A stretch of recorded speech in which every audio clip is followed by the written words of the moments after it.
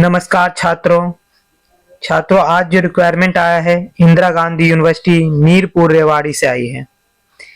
ये एक state university है और ये हरियाणा के अंतर्गत आती है।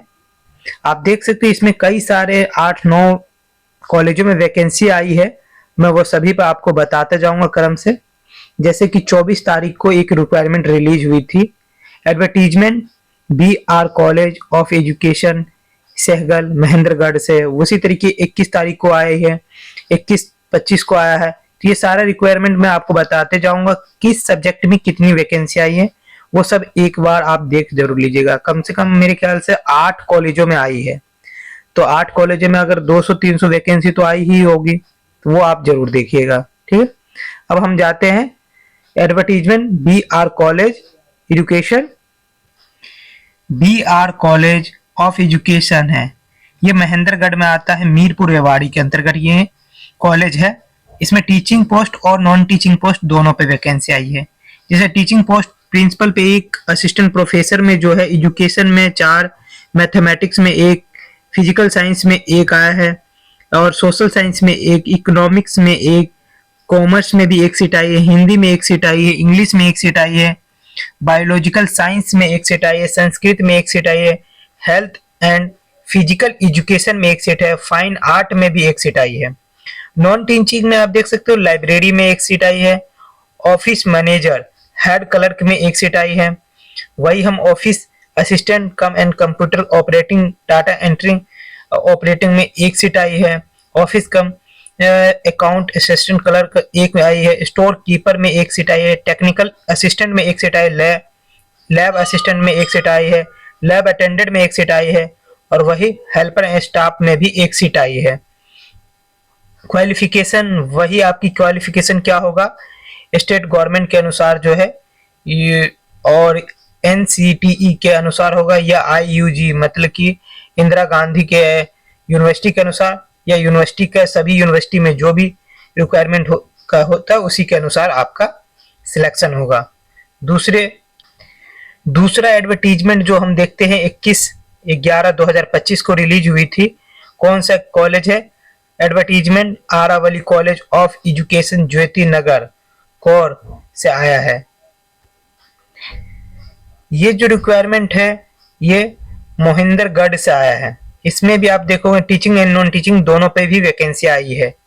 जैसे कि एजुकेशन में आप देखोगे तो 4 सीट जो है, सब्जेक्ट है 8, और फाइन आर्ट में भी 1 सीट आई है। परफॉर्मिंग आर्ट में 1 सीट है। हेल्थ एंड फिजिकल एजुकेशन में 1 सीट। नॉन टीचिंग ऑफिस में 1 सीट आई है। अकाउंट असिस्टेंट में 1 सीट आई है। कंप्यूटर ऑपरेटिंग में आप देखोगे 1 सीट आई है। वही कंप्यूटर लैब असिस्टेंट में भी 1 सीट आई है। स्टॉक कीपर में 1 सीट आई है। लैब अटेंडेंट हेल्पर में 1 सीट आई है। लैब अटेंडेंट में 1 सीट, लाइब्रेरियन में 1 सीट आई, पियोन में 1 सीट, और स्वीपर में 2 सीट आई है। इसकी भी सैलरी और क्वालिफिकेशन आप जो होगा NCT के द्वारा, IGU के द्वारा, मीरपुर रेवाड़ी यूनिवर्सिटी जो है उसी के अनुसार होगा। ये दूसरा है, दूसरे कॉलेज की बात है। अब मैं तीसरा कॉलेज है CL कॉलेज ऑफ एजुकेशन है। ये भी महेंद्रगढ़ हरियाणा में पड़ता है। इसमें असिस्टेंट प्रोफेसर की आप देख सकते हो कि असिस्टेंट प्रोफेसर की लैंग्वेज इंग्लिश में आई है, और संस्कृत, ये दोनों में 1 सब्जेक्ट 1 वैकेंसी आई है। Political science and biological science मतलब दोनों में 1-1 सीट आई है। मैथमेटिक्स में भी 1, कॉमर्स में भी 1, इकोनॉमिक्स में 1, फाइन आर्ट में 1, हेल्थ एंड फिजिकल एजुकेशन में 1।